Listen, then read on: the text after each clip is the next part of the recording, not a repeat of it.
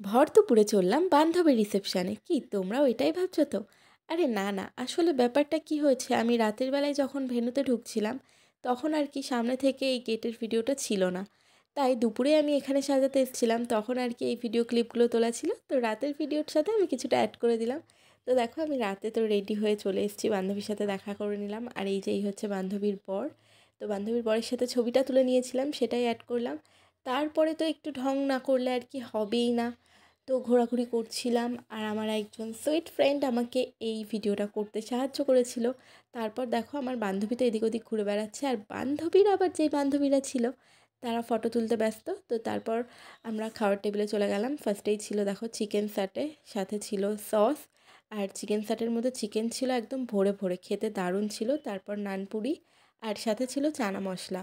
সত্যি সবকটা রান্নাই খেতে ভীষণ সুন্দর হয়েছিল। আর নানপুরিটা দেখো একদম সফট ছিল, আমরা একদমই গরম গরম খেয়েছিলাম খাবার। আর নানপুরি চানা মশলা খাওয়ার পরেই চলে আসলো সাদা ভাত, আর সাদা ভাতের সাথে ছিল ভেজ ডাল, চিপস, আর তারপরে চলে আসলো দই কাতলা।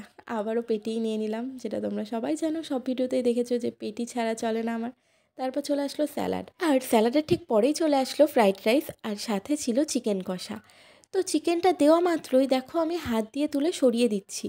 আরে না না, ফেলে দিচ্ছি না, আসলে ব্যাপারটা কি হয়েছে জানো তো, যেই দাদা খাবার সার্ভ করছিল তাকে আমি বলেছিলাম যে আমাকে বোনলেস চিকেন দেবে না, কিন্তু দাদাটা হয়তো শুনতে ভুল করেছিল, আমাকে বোনলেস চিকেনই দিয়ে দিয়েছিল।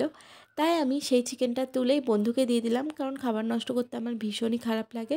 আর তারপর দাদাটা আমাকে সুন্দর দেখে হাড়ের পিস দিয়েছিল।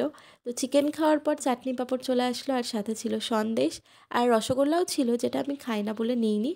তারপর ছিল কর্নেটো আর হজমোলা। তো খাওয়া শেষে বান্ধবীর সাথে দেখা করলাম, বান্ধবী তোমাদেরকে টাটা বাই বাই বলে দিল। আর তারপর আমি ওয়েট করছিলাম আসলে আমাকে যেই বন্ধু বাড়িতে দিয়ে আসবে তার জন্য। সে একটু ফটো তুলছিল, তাই আমি তার জন্য ওয়েট করছিলাম। তো সে ফটো তুলছিল, সেই ফাঁকে আমিও একটু ভিডিও করে নিলাম। ফাইনালি সবাইকে টাটা বাই বাই করে এখন আমি চলে যাচ্ছি বাড়ি। আর হ্যাঁ, ভিডিও কিন্তু দেখলেই হবে না, ভালো লাগলে অবশ্যই লাইক কমেন্ট করে দেবে। চলো টাটা। আর বিয়ে বাড়িতে যাবো ফটো তুলবো না, সে কি কখনো হয়?